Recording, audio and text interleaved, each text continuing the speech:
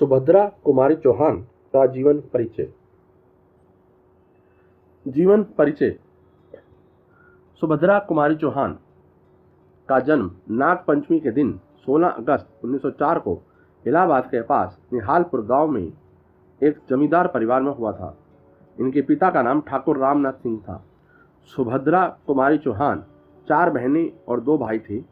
उनके पिता ठाकुर रामनाथ सिंह शिक्षा के प्रेमी थे और उन्हीं की देखरेख में उनकी प्रारंभिक शिक्षा भी हुई।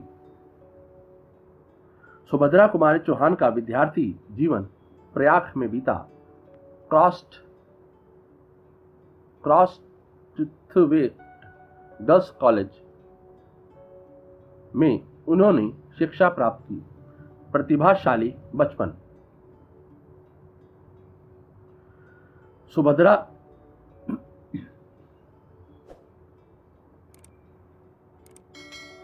सुभद्रा कुमारी की काव्य प्रतिभा बचपन से ही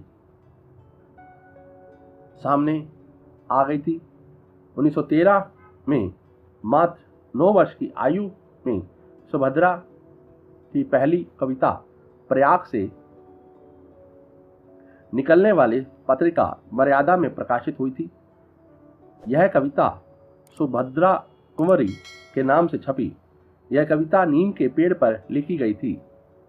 सुभद्रा कुमारी चौहान चंचल और कुशाग्र बुद्धि की थी। पढ़ाई के प्रथम आने पर उसको इनाम मिलता था। वह अत्यंत शीघ्र कविता लिख डालती थी, मानो उनको कोई प्रयास ही न करना पड़ता हो। स्कूल के काम की कविताएं तो वह साधारणतः घर से आते जाते तांगे में लिख लेती थी। इसी कविता की रचना करने के कारण से स्कूल में उसकी बड़ी प्रसिद्धि थी। सुभद्रा और महादेवी वर्मा दोनों बचपन की सहेलियां थीं। दोनों ने एक दूसरे की कीर्ति से सुख पाया। सुभद्रा की पढ़ाई 9वीं कक्षा के बाद छूट गई। शिक्षा समाप्त करने के बाद नवलपुर के सुप्रसिद्ध ठाकुर लक्ष्मण सिंह के साथ इनका विवाह हो गया। बाल्यकाल से ही साहित्य में रुचि थी। सुभद्रा कुमारी का स्वभाव बचपन से ही दबंग, बहादुर व विद्रोही था। वह बचपन से ही शिक्षा, अंधविश्वास, जाति आदि रूढ़ियों के विरुद्ध लड़ी। विवाह 1919 ईस्वी में सुभद्रा कुमारी चौहान का विवाह ठाकुर लक्ष्मण सिंह से हुआ। विवाह के पश्चात वह जबलपुर में रहने लगी। सुभद्रा कुमारी चौहान अपने नाटककार पति लक्ष्मण सिंह के साथ शादी के 1.5 वर्ष होते ही सत्याग्रह में शामिल हो गए और उन्होंने जेलों में ही जीवन के अनेक महत्वपूर्ण वर्ष गुजारे। गृहस्थी और नन्हे बच्चों का जीवन संवारते हुए उन्होंने समाज और राजनीति की सेवा की। देश के लिए कर्तव्य और समाज की जिम्मेदारी संभालते हुए उन्होंने व्यक्तिगत स्वार्थ की बलि चढ़ा दी। 1920-21 में सुभद्रा और लक्ष्मण सिंह अखिल भारतीय कांग्रेस कमेटी के सदस्य थे। उन्होंने नागपुर कांग्रेस में भाग लिया और घर घर में कांग्रेस का संदेश पहुंचाया। त्याग और सादगी में सुभद्रा जी सफ़ेद खादी की बिना किनारी धोती पहनती थी। गहनों और कपड़ों का बहुत शौक होते हुए भी वह चूड़ी और बिंदी का प्रयोग नहीं करती थी। उनको सदा वेशभूषा में देखकर बापू ने सुभद्रा जी से पूछ ही लिया, बेन तुम्हारा ब्याह हो गया है? सुभद्रा ने कहा हाँ, और फिर उत्साह से बताया कि मेरे पति भी मेरे साथ आए हैं। इसको सुन बा और बापू जहाँ आश्वस्त हुए वहाँ कुछ नाराज भी हुए। बापू ने सुभद्रा को डांटा, तुम्हारे माथे पर सिंदूर क्यों नहीं है और तुमने चूड़ियाँ क्यों नहीं पहनी? जाओ कल किनारे वाली साड़ी पहनकर आना। सुभद्रा जी के सहज स्नेही मन और निश्चल स्वभाव का जादू सभी पर चलता था। उनका जीवन प्रेम से युक्त था और निरंतर निर्मल प्यार बांटकर भी खाली नहीं होता था। 1922 का जबलपुर का झंडा सत्याग्रह देश का पहला सत्याग्रह था और सुभद्रा जी की पहली महिला सत्याग्रही थी। रोज रोज सभाएं होती थी और जिनमें सुभद्रा भी बोलती थी। टाइम्स ऑफ इंडिया के संवाददाता ने अपनी एक रिपोर्ट में उनका उल्लेख लोकल सरोजनी कहकर किया था। सुभद्रा जी में बड़े सहज ढंग से गंभीरता और चंचलता का अद्भुत संयोग था। वह जिस सहजता से देश की पहली स्त्री सत्याग्रही बनकर जेल में जा सकती थी, उसी तरह अपने घर में बाल बच्चों में और गृहस्थी के छोटे मोटे कामों में भी रमी रह सकती थी। लक्ष्मण सिंह चौहान जैसे जीवन साथी और माखनलाल चतुर्वेदी जैसे पथ प्रदर्शक पाकर वह स्वतंत्रता के राष्ट्रीय आंदोलन में बराबर सक्रिय भाग लेती रही। कई बार जेल भी गई। काफ़ी दिनों तक मध्य प्रांत असेंबली की कांग्रेस सदस्या रही और साहित्य एवं राजनीतिक जीवन में समान रूप से भाग लेकर अंत तक देश की एक जागरूक नारी के रूप में अपना कर्तव्य निभाती रही। गांधी जी की असहयोग की पुकार को पूरा देश सुन रहा था। सुभद्रा ने भी स्कूल से बाहर आकर पूरे मन प्राण से असहयोग आंदोलन में अपने को दो रूपों में झोंक दिया। नंबर 1 देश सेविका के रूप में, नंबर 2 देशभक्त कवि के रूप में। जलियांवाला बाग 1917 के नृशंस हत्याकांड से उनके मन पर गहरा आघात लगा। उन्होंने 3 अग्नि कविताएं लिखी। जलियांवाले बाग में वसंत में उन्होंने लिखा, परिमलहीन पराग दाग सा बन पड़ा है, हा यह प्यारा बाग खून से सना पड़ा है। आओ प्रिय ऋतुराज किंतु धीरे से आना, यह है शोक स्थान, यहाँ मत शोर मचाना। कोमल बालक मरे यहाँ गोली खा खा कर, कलियां उनके लिए गिराना थोड़ी लाकर। सन 1920 में जब चारों ओर गांधी जी के नेतृत्व की धूम थी, तो उनके आह्वान पर दोनों पति पत्नी स्वतंत्रता आंदोलन में सक्रिय भाग लेने के लिए कटिबद्ध हो गए। उनकी कविताएं इसलिए आज़ादी की आंख में ज्वालामयी बन गई हैं। सुभद्रा कुमारी चौहान की रचनाएं। उन्होंने लगभग 88 कविताओं और 46 कहानियों की रचना की। कई बार किसी कवि की कोई कविता इतनी अधिक लोकप्रिय हो जाती है कि शेष कविताएं प्रायः गौण होकर रह जाती है। बच्चन की मधुशाला और सुभद्रा की झांसी की रानी कविता के साथ यही हुआ। यदि केवल लोकप्रियता की दृष्टि से देखें तो उनकी कविता संग्रह मुकुल 1930 में प्रकाशित के 6 संस्करण उनके जीवन काल में ही हो जाना कोई सामान्य बात नहीं थी। नंबर 1 इनका पहला काव्य संग्रह मुकुल 1930 में प्रकाशित हुआ। नंबर 2 इनकी चुनी हुई कविताएं त्रिधारा में प्रकाशित हुई। नंबर 3 त्रिधारा मुकुल कविता संग्रह, बिखरे मोती कहानी संग्रह, झांसी की रानी सुभद्रा कुमारी चौहान की बहुचर्चित रचनाएं हैं। कथा संग्रह राष्ट्रीय आंदोलन में सक्रिय भागीदारी और जेल यात्रा के बाद भी उनके 3 कहानी संग्रह प्रकाशित हुए। बिखरे मोती 1932, उन्मादिनी 1934, सीधे साधे चित्र 1947। इन कथा संग्रहों में कुल 38 कहानियां क्रमशः 15, 9 और 14 हैं। सुभद्रा कुमारी चौहान की कुछ प्रतिनिधि रचनाएं। स्त्रियों की प्रेरणा। सुभद्रा जी की समकालीन स्त्री कथाकारों की संख्या अधिक नहीं थी। राष्ट्रीय स्वतंत्रता संग्राम में सक्रिय भूमिका निभाते हुए उस आनंद और जोश में सुभद्रा जी ने जो कविताएं लिखी, वह उस आंदोलन में एक नई प्रेरणा भर देती हैं। स्त्रियों को संबोधन करती यह कविता देखिए। सबल पुरुष यदि भीरू बने तो हमको एक दे वरदान सखी, अबलाएं उठ पड़े देश में, करे युद्ध घमासान सखी, 15 कोटि असहयोगिनियों दहला दे ब्रह्मांड सखी, भारत लक्ष्मी लौटाने को रच दे लंका कांड सखी। असहयोग आंदोलन के लिए यह आह्वान इस शैली में तब हुआ जब स्त्री सशक्तिकरण का ऐसा अधिक प्रभाव नहीं था। देश प्रेम। 1922 का जबलपुर का झंडा सत्याग्रह देश का पहला सत्याग्रह था और सुभद्रा जी की पहली महिला सत्याग्रही थी। रोज रोज सभाएं होती थी और जिनमें सुभद्रा भी बोलती थी। टाइम्स ऑफ इंडिया के संवाददाता ने अपनी एक रिपोर्ट में उनका उल्लेख लोकल सरोजनी कहकर किया था। सुभद्रा कुमारी चौहान नारी के रूप में ही रहकर साधारण नारियों की आकांक्षाओं और भावों को व्यक्त करती हैं। बहन, माता, पत्नी के साथ साथ एक सच्ची देश सेविका के भाव उन्होंने व्यक्त किए हैं। उनकी शैली में वही सरलता है, वही अकृत्रिमता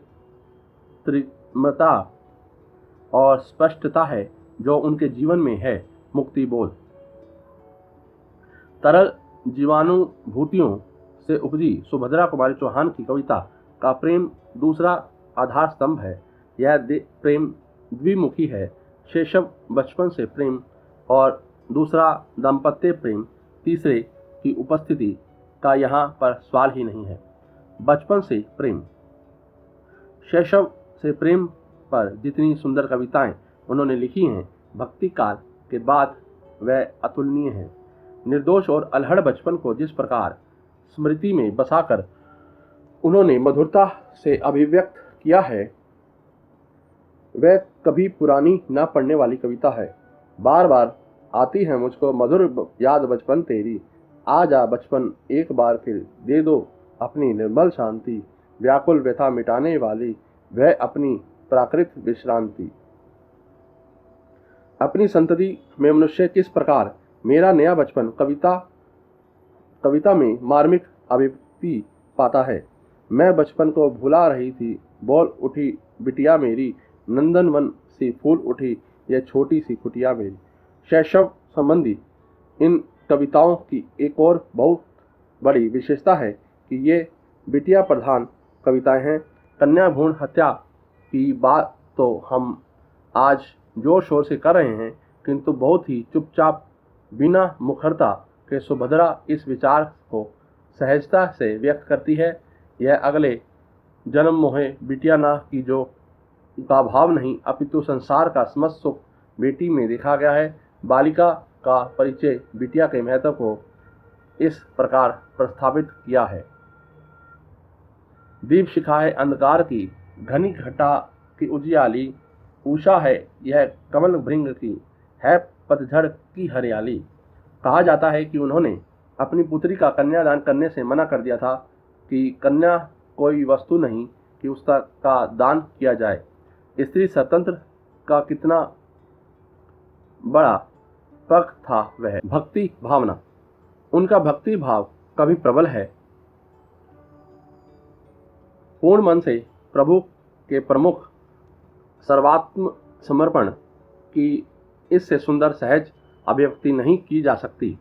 मैं अछूत हूँ, मंदिर में आने का मुझको अधिकार नहीं है, किंतु देवता यह न समझना तुम पर मेरा प्यार नहीं है। प्यार असीम अमिट है, फिर भी पास तुम्हारे न आ सकूंगी, यह अपनी छोटी सी पूजा चरणों तक पहुंचा न सकूंगी। प्राकृतिक प्रेम। प्रकृति में से भी सुभद्रा कुमारी चौहान के कवि का गहन अनुराग रहा है। नीम फूल के प्रति मुरझाया फूल आदि में उन्होंने प्राकृतिक का चित्रण बड़े सहज भाव से किया है। इस प्रकार सुभद्रा कुमारी चौहान की कविता का फलक अत्यंत व्यापक है, किंतु फिर भी खूब लड़ी मर्दानी, वह तो झांसी वाली रानी थी। उनकी अक्षय कृति का ऐसा स्तंभ है जिस पर काल की बात अपना कोई प्रभाव नहीं छोड़ पाएगी। यह कविता जन जन का हृदय हार बनी ही रहेगी। बाल कविताएं। सुभद्रा जी ने मात्र तप से प्रेरित होकर बहुत सुंदर बाल कविता भी लिखी हैं। यह कविताएं भी उनकी राष्ट्रीय भावनाओं से ओतप्रोत हैं। सभा का खेल नामक कविता में खेल खेल में राष्ट्रीय भाव जगाने का प्रयास इस प्रकार किया है। सभा सभा का खेल आज हम खेलेंगे, जी आओ, मैं गांधी जी, छोटे नेहरू तुम सरोजनी बन जाओ। मेरा तो सब काम लंगोटी गमछे से चल जाएगा, छोटे भी खद्दर का कुर्ता पेटी से ले आएगा, मोहन लल्ली पुलिस बनेंगे, हम भाषण करने वाले, वे लाठियां चलाने वाले, हम घायल मरने वाले। इस कविता में बच्चों के खेल, गांधी जी का संदेश, नेहरू जी के मन में गांधी जी के प्रति भक्ति, सरोजिनी नायडू की सांप्रदायिक एकता संबंधी विचारधारा को बड़ी खूबी से व्यक्त किया गया है। असहयोग आंदोलन के वातावरण में पले बड़े बच्चों के लिए ऐसे खेल स्वाभाविक थे। प्रसिद्ध हिंदी कवि गजानन माधव मुक्तिबोध ने सुभद्रा जी के राष्ट्रीय काव्य को हिंदी में बेजोड़ माना है। कुछ विशेष अर्थों में सुभद्रा जी का राष्ट्रीय काव्य हिंदी में बेजोड़ है, क्योंकि उन्होंने उस राष्ट्रीय आदर्श को जीवन में समाया हुआ देखा है, उसकी प्रवृत्ति अपने अंतःकरण में पाई है, अतः वह अपने समस्त जीवन संबंधों को उसी प्रवृत्ति की प्रधानता पर आश्रित कर देती है, उन जीवन संबंधों को उस प्रवृत्ति के प्रकाश में चमका देती है। सुभद्रा कुमारी चौहान नारी के रूप में ही रहकर साधारण नारियों की आकांक्षाओं और भावों को व्यक्त करती है। बहन, माता, पत्नी के साथ साथ एक सच्ची देश सेविका के भाव उन्होंने व्यक्त किए हैं। उनकी शैली में वही सरलता है, वह अकृत्रिमता और स्पष्टता है जो उनके जीवन में है। उनमें एक और जहाँ नारी सुलभ गुणों का उत्कर्ष है, वहाँ वह स्वदेश प्रेम और देशाभिमान भी है जो एक क्षत्रिय नारी में होना चाहिए। नारी समाज का विश्वास। सुभद्रा जी की बेटी सुधा चौहान का विवाह प्रसिद्ध साहित्यकार प्रेमचंद के पुत्र अमृत राय से हुआ था, जो स्वयं अच्छे लेखक थे। सुधा ने उनकी जीवनी लिखी मिला तेज से तेज। सुभद्रा जी का पूरा जीवन सक्रिय राजनीति में बीता। वह नगर की सबसे पुरानी कार्यकर्ता थी। 1930 से 1931 और 1941 से 1942 में जबलपुर की आम सभाओं में स्त्रियां बहुत बड़ी संख्या में एकत्रित होती थी, जो एक नया ही अनुभव था। स्त्रियों की इस जागृति के पीछे सुभद्रा जी थी, जो उनकी तैयार की गई टोली के अनवरत प्रयास का फल था। सन 1920 से ही वह सभाओं में पर्दे का विरोध, रूढ़ियों के विरोध, छुआछूत हटाने के पक्ष में और स्त्री शिक्षा के प्रचार के लिए बोलती रही थी। उन सब से बहुत सी बातों में अलग होकर भी वह उन्हीं में से एक थी। उनमें भारतीय नारी की सहनशील और मर्यादा थी। इस कारण उन्हें नारी समाज का पूरा विश्वास प्राप्त था। विचारों की दृढ़ता के साथ साथ उनके स्वभाव और व्यवहार में एक लचीलापन था, जिससे भिन्न विचारों और रहन सहन वालों के दिल में भी उन्होंने घर बना लिया था। कहानी लेखन। सुभद्रा जी ने कहानी लिखना आरंभ किया क्योंकि उस समय संपादक कविताओं पर पारिश्रमिक नहीं देते थे। संपादक चाहते थे कि वह गद्य रचना करे और उसके लिए पारिश्रमिक भी देते थे। समाज की अनीतियों से जुड़ी जिस वेदना को वह अभिव्यक्त करना चाहती थी, उसकी अभिव्यक्ति का एकमात्र माध्यम गद्य ही हो सकता था। अतः सुभद्रा जी ने कहानियां लिखी। उनकी कहानियों में देश प्रेम के साथ साथ समाज की विद्रूपता, अपने को प्रतिष्ठित करने के लिए संघर्षरत नारी की पीड़ा और विद्रोह का स्वर देखने को मिलता है। एक ही वर्ष में उन्होंने एक कहानी संग्रह बिखरे मोती बना डाला। बिखरे मोती संग्रह को छपवाने के लिए वह इलाहाबाद गई। इस बार भी शेक्सपियर पुरस्कार उन्हें ही मिला। कहानी संग्रह बिखरे मोती के लिए उनकी अधिकांश कहानियां सत्य घटना पर आधारित हैं। देश प्रेम के साथ साथ उनमें गरीबों के लिए सच्ची सहानुभूति दिखती है। अंतिम रचना। उनकी मृत्यु पर माखनलाल चतुर्वेदी ने लिखा कि सुभद्रा जी का आज चल बसना प्रकृति के पृष्ठ पर ऐसा लगता है मानो नर्मदा की धारा के बिना तट के पुण्य तीर्थों के सारे घाट अपना अर्थ और उपयोग खो बैठे हों। मैं अछूत हूँ, मंदिर में आने का मुझको अधिकार नहीं है, किंतु देवता यह न समझना तुम पर मेरा प्यार नहीं है, प्यार असीम अमिट है, फिर भी पास तुम्हारे आ न सकूंगी। यह अपनी छोटी सी पूजा चरणों तक पहुंचा न सकूंगी। इसलिए इस अंधकार को मैं छिपती छिपती आई हूँ, तेरे चरणों में खो जाऊं, इतना व्याकुल मन लाई हूँ। तुम देखो पहचान सको तो तुम मेरे मन को पहचानो, जग ना भले ही समझे हे मेरे प्रभु मेमन की जानो। यह कविता कवियत्री की अंतिम रचना है। दुखद निधन। 14 फरवरी को उन्होंने नागपुर में शिक्षा विभाग की मीटिंग में भाग लेने जाना था। डॉक्टर ने उन्हें रेल से ना जाकर कार से जाने की सलाह दी। 15 फरवरी 1948 को दोपहर के समय वह जबलपुर के पास लौट रही थी। उनका पुत्र कार चला रहा था। सुभद्रा ने देखा कि बीच सड़क पर 3-4 मुर्गी के बच्चे आ गए थे। उन्होंने अचकचा कर पुत्र से मुर्गी के बच्चों को बचाने के लिए कहा। एकदम तेजी से काटने के कारण कार सड़क किनारे के पेड़ से टकरा गई। सुभद्रा जी ने बेटा कहाँ और वह बेहोश हो गई। अस्पताल के सिविल सर्जन ने उन्हें मृत घोषित किया। उनका चेहरा शांत और निर्विकार था, मानो गहरी नींद सो गई हो। 16 अगस्त 1904 को जन्मी सुभद्रा कुमारी चौहान का देहांत 15 फरवरी 1948 को 44 वर्ष की आयु में ही हो गया। एक संभावनापूर्ण जीवन का अंत हो गया। उनकी मृत्यु पर माखनलाल चतुर्वेदी ने लिखा कि सुभद्रा जी का आज चल बसना प्राकृतिक पृष्ठ पर ऐसा लगता है मानो नर्मदा की धारा के बिना तट के पुण्य तीर्थों के सारे घाट अपना अर्थ और उपयोग खो बैठे हों। सुभद्रा जी का जाना ऐसा मालूम होता है मानो झांसी वाली रानी की गायिका झांसी की रानी से कहने गई हो कि लो फिरंगी खदेड़ दिया गया और मातृभूमि आज़ाद हो गई।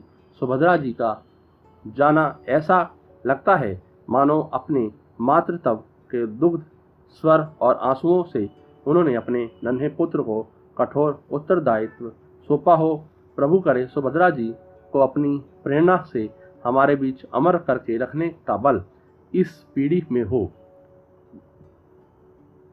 पुरस्कार और सम्मान। इन्हें मुकुल तथा बिखरे मोती पर अलग अलग सेक्सरिया पुरस्कार मिले। भारतीय तटरक्षक सेना ने 28 अप्रैल 2006 को सुभद्रा कुमारी चौहान को सम्मानित करते हुए नवीन नियुक्त तटरक्षक जहाज को उनका नाम दिया है। भारतीय डाक तार विभाग ने 6 अगस्त 1976 को सुभद्रा कुमारी चौहान के सम्मान में 25 पैसे का एक डाक टिकट जारी किया था। जबलपुर के निवासियों ने चंदा इकट्ठा करके नगर पालिका प्रांगण में सुभद्रा जी की आदमकद प्रतिमा लगवाई, जिसका अनावरण 27 नवंबर 1949 को कवियत्री और उनकी बचपन की सहेली महादेवी वर्मा ने किया। प्रतिमा अनावरण के समय भदंत आनंद, कौशल्यायन बच्चन जी, डॉक्टर राम कुमार वर्मा और इला चंद्र जोशी भी उपस्थित थे। महादेवी जी ने इस अवसर पर कहा, नदियों का कोई स्मारक नहीं होता, दीपक की लौ को सोने से मढ़ दीजिए, पर इससे क्या होगा। स्वतंत्रता संग्राम में योगदान। सुभद्रा कुमारी चौहान द्वारा लिखी कविता खूब लड़ी मर्दानी वो तो झांसी वाली रानी थी कि 4 पंक्तियों से पूरा देश आज़ादी की लड़ाई के लिए उद्वेलित हो गया था। ऐसे कई रचनाकार हुए हैं जिनकी एक ही रचना इतनी ज़्यादा लोकप्रिय हुई है कि उसके आगे की उनकी दूसरी रचनाएं गौण हो गई। उनमें सुभद्रा कुमारी चौहान भी एक हैं। उनकी एक ही कविता झांसी की रानी लोग कंठ का हार बन गई हैं। एक इसी कविता के बल पर वह हिंदी साहित्य में अमर हो गई। स्वतंत्रता संग्राम के समय जो अगणित कविताएं लिखी गई, उनमें इस कविता और माखनलाल चतुर्वेदी के पुष्प की अभिलाषा का अनुपम स्थान है। सुभद्रा जी का नाम मैथिली शरण गुप्त, माखनलाल चतुर्वेदी, बालकृष्ण शर्मा, नवीन की यशस्वी परंपरा में आदर के साथ लिया जाता है। वह 20वीं शताब्दी की सर्वाधिक यशस्वी और प्रसिद्ध कवियत्रियों में अग्रणी हैं।